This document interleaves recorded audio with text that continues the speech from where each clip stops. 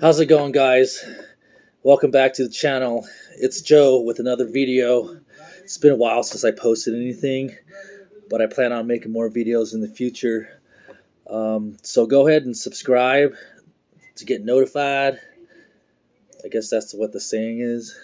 But anyway, this video is about this Ridgid Octane battery.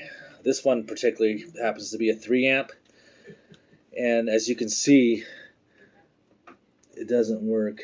Nothing happens here. It's been like this for years. This one is working. Let's see, I'll put this impact driver on this battery. Nothing. So there could be many different reasons why this happens, but mostly for me is I basically have an addiction for tools, and when I go to Home Depot specifically and they have a huge tool sale going on, I will buy them, especially if it's a huge discount, 50% or more, or it doesn't even have to be that much, but I will buy them, and then when I bring them home, I let them sit there in the box for years. It's pretty bad, but I do use them. I'm a plumber, and I go out in the field, and they really come in handy. And basically, it doesn't matter which brand they are. It's Ryobi, or some people like to call it Ryobi,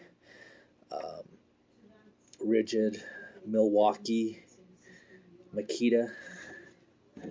This is my favorite impact. This sounds cool.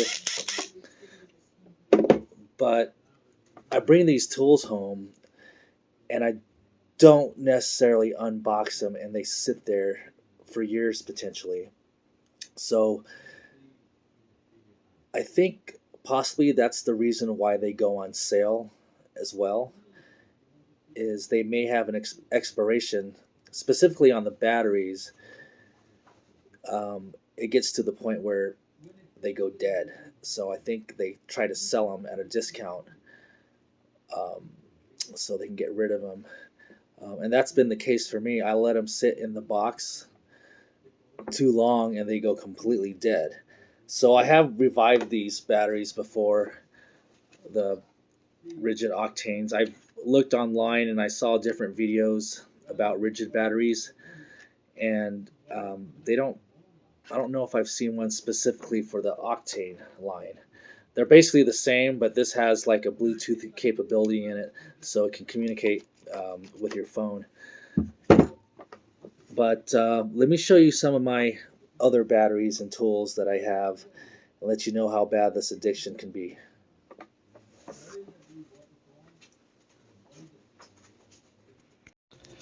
Okay, guys, I'm going to try to make this quick. What's in these Ridgid cases are just rotary hammers.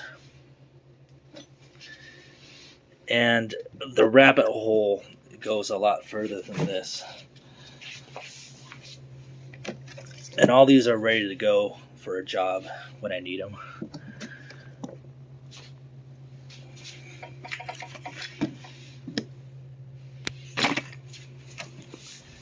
And here's a bunch of Ryobi batteries.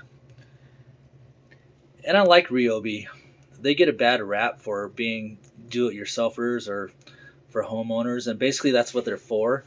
But they are powerful tools that I've been using on professional job sites, and they last.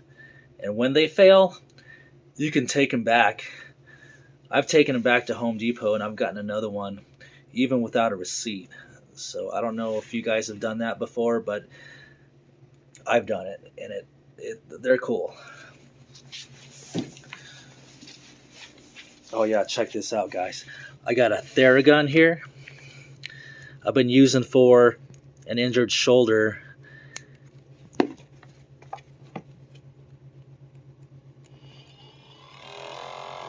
And it works pretty good. But I made one from a Ridgid Job Max 12 volt, and it hits so much harder. Completely cordless. And here I've got a Ridgid grinder that's brushless that came out a generation right before the Gen 5X. That's like 3 generations ago, and I still haven't opened the box.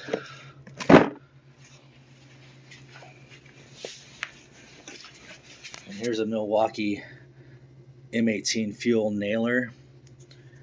It was $299 and it was dropped down to $124.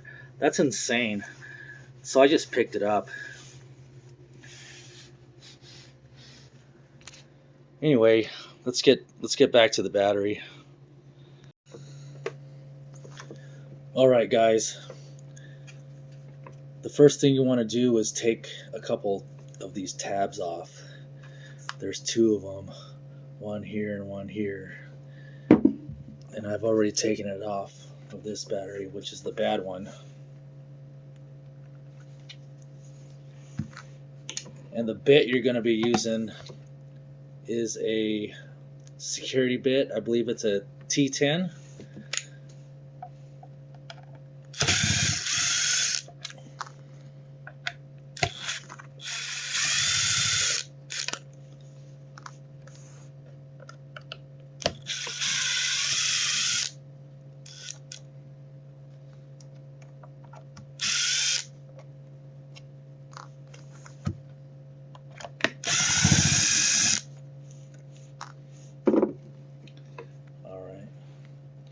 So keep in mind that this could be very dangerous. These are very powerful batteries.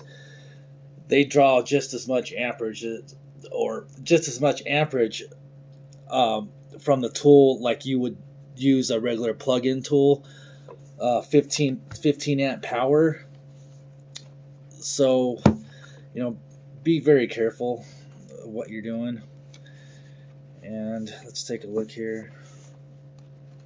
Just pull it apart. Oh boy. I remember this battery. I used this at a job site a few years back, connected to a flashlight, a Ridgid flashlight, and some water got out of a floor drain, I believe, and the flashlight was just sitting there, and it looks like it waterlogged this. I don't know, guys. This one may not be the one I want to use. Looks like there could be a hazard.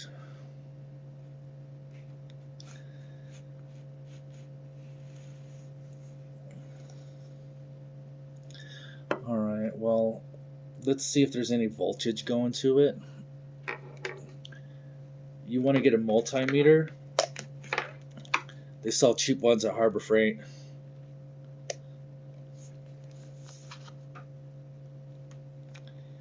And let me take a look at this here. Okay. So this right side is positive, where this lead's coming from. And the left side is negative.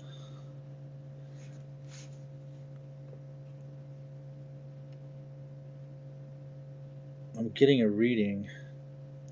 You should be getting normally anything from 17 to 20 volts when you're reading these 18 volt batteries. Right now I'm getting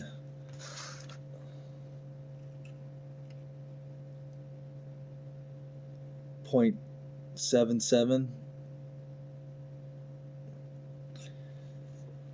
And by the looks of these batteries, I think they're fried.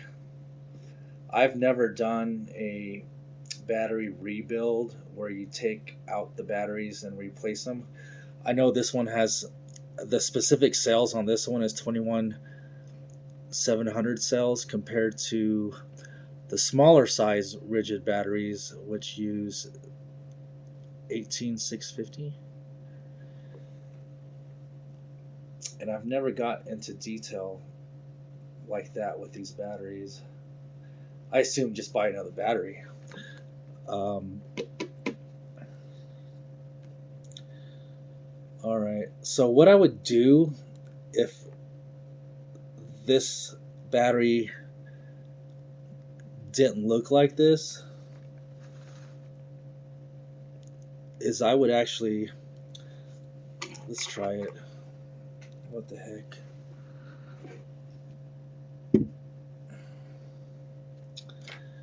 All right, so I'm going to use these same lead wires from this multimeter, and what I'm going to do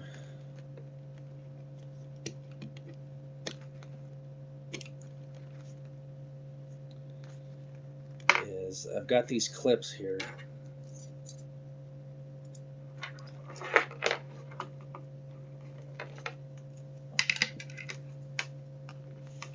I'm going to attach this lead wire to the back of this clip and put it on the positive side.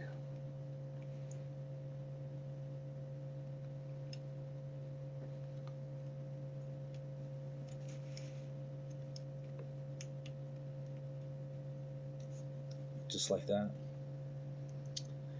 Same thing with the other one.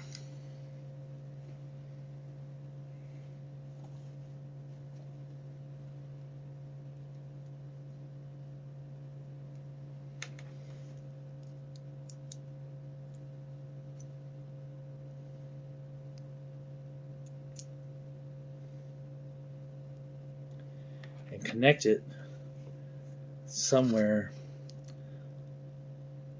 on the negative side. And you want to do this directly on the sides and not from the leads, because the leads have some kind of circuit that keeps it from charging. That's why it doesn't charge on the battery when you attempt to charge it. It just cuts out. And I believe what happens is when you do have a dead battery that doesn't look like this, it's too dead for it to recognize there's voltage going through. So what we're doing is actually sending voltage through the batteries before it makes contacts with these this circuit board. I'm kind of hesitant to try this, but what I do is get another battery just like this one, a Ryobi 3 amp. It doesn't have to be 3 amp, it just has to be 18 volt. And on this battery, you can see at the very top there's positive and negative. And I'm just going to touch the positive cable to the positive side and the negative to the negative side and see what happens. Like I said, I've never tried it on something that looks like this. Okay, let's give it a shot here.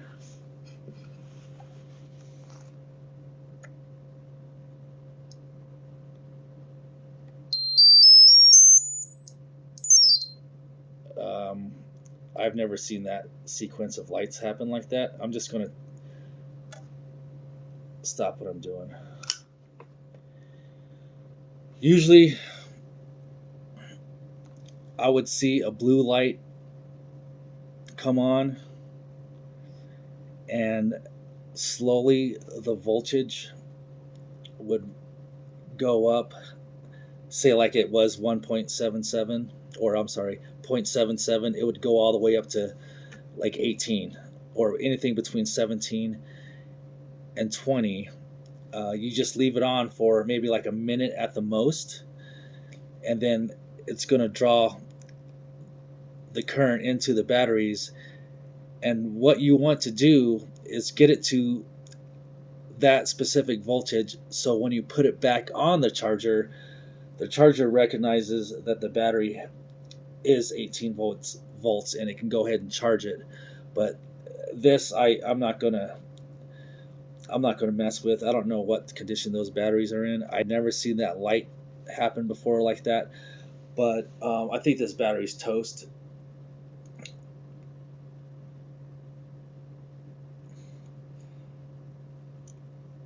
So I'm going to go ahead and discard this battery.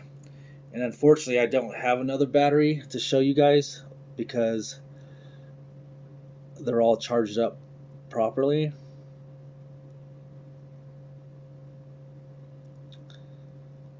So I hope this helped you guys. This is what you would do to a normal Ridgid Octane battery without the corrosion, and that's how I would get it going. But I've never seen this sequence of lights before, and I don't want any type of explosion to happen.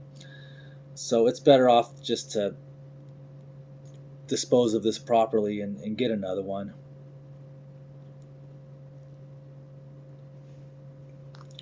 Alright guys, well, if you made it this far, thanks for watching, and maybe we'll have more success on the next video. Okay, thanks a lot. Have a good one.